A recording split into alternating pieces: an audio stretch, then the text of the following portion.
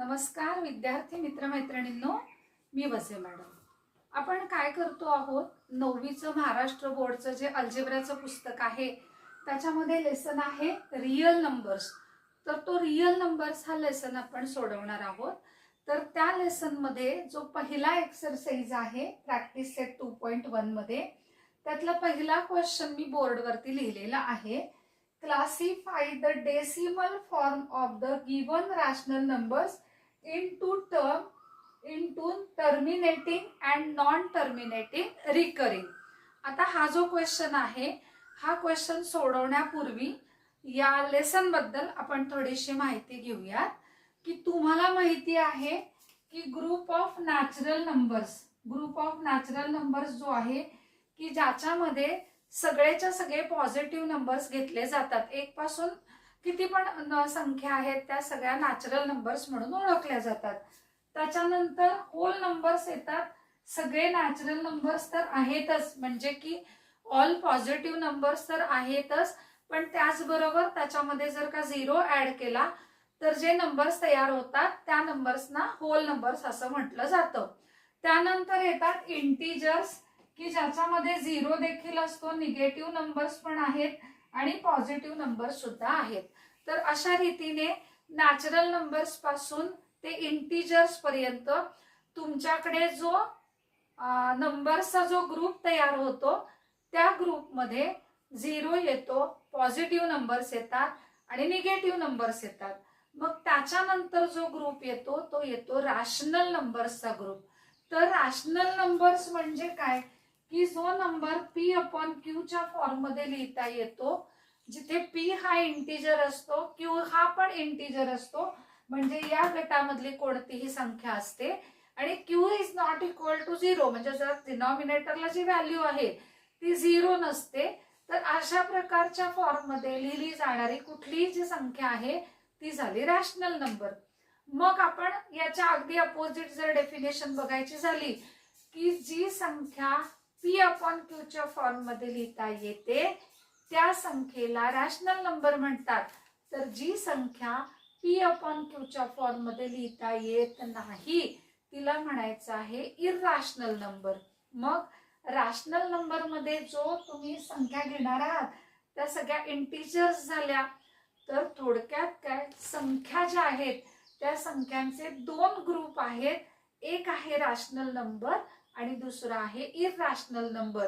तर तो rational number आणि इररॅशनल नंबर हे दोन्ही मिळून ज्या प्रकारच्या संख्या तुम्ही शिकणार आहात त्यांना म्हटलं जातं रियल नंबर्स, म्हणजे वास्तव संख्या, की ज्या एक्झिस्ट करतात, ज्या संख्या आहेत ज्यांच्यापासून आपण मॅथ्स मधल्या वेगवेगळ्या कृती करू शकतो, अशा प्रकारच्या संख्या म्हणजे रियल नंबर्स.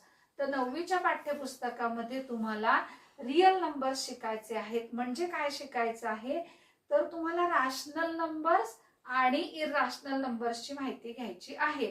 तर त्यामधला पहिला जो भाग आहे ते आहेत रॅशनल नंबर्स. मग आता रॅशनल नंबर्स म्हणजे काय, तर रॅशनल नंबरच्या संदर्भामध्ये एक गोष्ट तुम्हाला माहिती आहे की तो नंबर काय केला जातो, तर P अपॉन Q च्या फॉर्म मध्ये लिहिला जातो. त्याशिवाय काय आहे, तर या रॅशनल नंबर्स आणि इररॅशनल नंबर्स या डिव्हिजन वरून जर का आपण डिफरेंशिएट करायच्या ठरवल्या, वेगळ्या करायच्या ठरवल्या, तर डिव्हिजन 2 प्रकारची असते. एक असते टर्मिनेटिंग आणि दुसरी असते नॉन टर्मिनेटिंग. टर्मिनेटिंग म्हणजे जी डिव्हिजन करायला सुरुवात केल्यानंतर ती स्टॉप होणार आहे, ती थांबणार आहे, तिला एंड आहे, अशा प्रकारचे डिव्हिजन म्हणजे टर्मिनेटिंग. आता इथे लिहिले बघा मी 2 अपॉन 5. तर 2 अपॉन 5 जर घेतलं तर 0.4 हे मी आन्सर काढलं की माझे डिव्हिजन काय झाली, स्टॉप झाली. तर स्टॉप झाली ती डिव्हिजन झाली टर्मिनेटिंग. जेव्हा जेव्हा डिव्हिजन टर्मिनेटिंग असते तेव्हा तेव्हा तो नंबर हा रॅशनल नंबर असतोच. मग दुसरा प्रकार काय आहे, नॉन टर्मिनेटिंग. नॉन टर्मिनेटिंग म्हणजे जिथे डिव्हिजन एंड होत नाही. म्हणजे काय, आता 3 ने इथे डिवाइड केलं, 3 3 जा 9 झाले, 10 - 9 1 आले, परत 3 3 जा 9, 3 3 जा 9. असं मी कितीही जरी केलं तरी सुद्धा काय होणार आहे, मला आन्सर मिळतच राहणार आहे आणि जे डिव्हिजन आहे ती डिव्हिजन स्टॉप होणार नाही. त्या प्रकारचे डिव्हिजन म्हणजे नॉन टर्मिनेटिंग. आता या नॉन टर्मिनेटिंग मध्ये परत दोन प्रकार पडतात, रिकरिंग आणि नॉन रिकरिंग. रिकरिंग म्हणजे जेव्हा डिव्हिजन नॉन टर्मिनेटिंग आहे म्हणजे डिव्हिजन एंड होणार नाही, पण त्याच्यामध्ये एखादा नंबर रिपीट होणार आहे किंवा नंबरचा ग्रुप रिपीट होणार आहे, अशा प्रकारचे डिव्हिजन असेल तर ती झाली रिकरिंग. आणि जेव्हा डिव्हिजन एंड पण होत नाही आणि नंबरचा ग्रुप जो आहे त्याला सिक्वेन्स नाही, कुठलाही नंबर येऊ शकतो, अशा प्रकारचे डिव्हिजन झाली नॉन रिकरिंग. जेव्हा division non recurring non terminating असते तेव्हा तो आहे इरॅशनल नंबर, आणि जेव्हा डिव्हिजन नॉन टर्मिनेटिंग आहे पण रिकरिंग आहे तेव्हा तो नंबर आहे रॅशनल नंबर.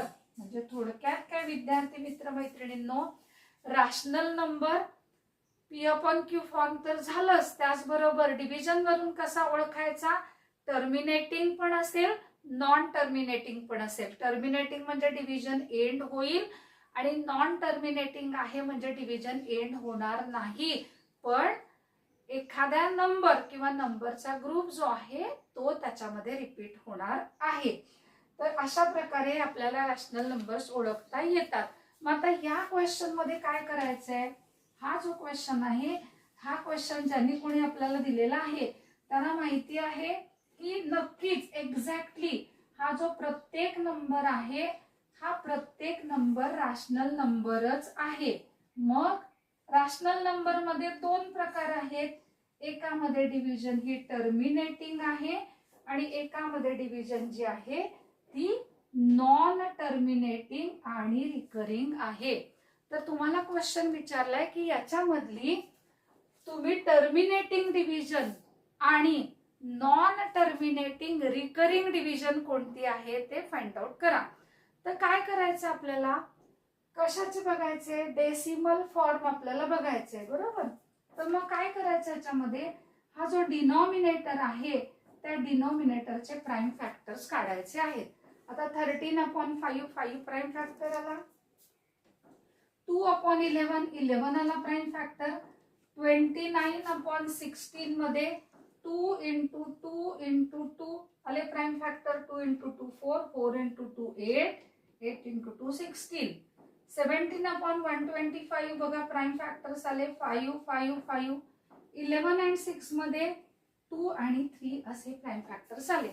आता ज्यांच्या डेसिमल फॉर्म मध्ये 2 आहे किंवा 5 आहे किंवा 2 आणि 5 आहेत, 2 5 2 and 5 सोडून बाकीचे कुठलेही प्राइम फॅक्टर्स आपल्याला चालणार नाहीत. तर ज्यांच्या डिनॉमिनेटर मध्ये फक्त 2 आहे, फक्त 5 आहे किंवा 2 आणि 5 दोघे पण आहेत, अशा सगळ्यांची जो डेसिमल फॉर्म आहे तो काय येणार आहे, टर्मिनेटिंग येणार आहे. आता इथे फक्त 5 आहे, काय येणार आहे डेसिमल फॉर्म, टर्मिनेटिंग. इथे काय आहे, अदर दॅन 2 5 काहीच नाही, 11 आहे, अदर दॅन 2 5 आहे, तर त्यामुळे हा जो आहे हा येणार आहे नॉन टर्मिनेटिंग. इथे 2 2 2 फक्त आहे, तर हा जो आहे हा येणार आहे टर्मिनेटिंग. इथे फक्त 5 आहे, हा येणार आहे टर्मिनेटिंग. म्हणजे 2 चालेल, 5 चालेल, 2 आणि 5 पण चालेल. मात्र इथे 2 आहे पण 2 च्या जोडीला कोण आहे, 3 आहे, तर हा प्राइम आपल्याला चालणार नाही, त्यामुळे हे येणार आहे नॉन टर्मिनेटिंग. तर अशा प्रकारे एकदम या छोट्याशा सोप्या मेथडने तुमच्या पुस्तकामध्ये सुद्धा ही मेथड दिलेली आहे, तर त्याचा वापर करून तुम्ही सहजपणे टर्मिनेटिंग फॉर्म आणि नॉन टर्मिनेटिंग फॉर्म आहे तो शोधू शकता. तर विद्यार्थी मित्र मैत्रिणींनो, जून महिना सुरू आहे, शाळा सुरू झालेली आहे, तुम्ही अभ्यासाला लागलेले असालच, तर हा व्हिडिओ जरूर बघा. व्हिडिओ शेअर करा, व्हिडिओला लाईक करा आणि माझं चॅनल सबस्क्राईब करायला विसरू नका. Thank you very much.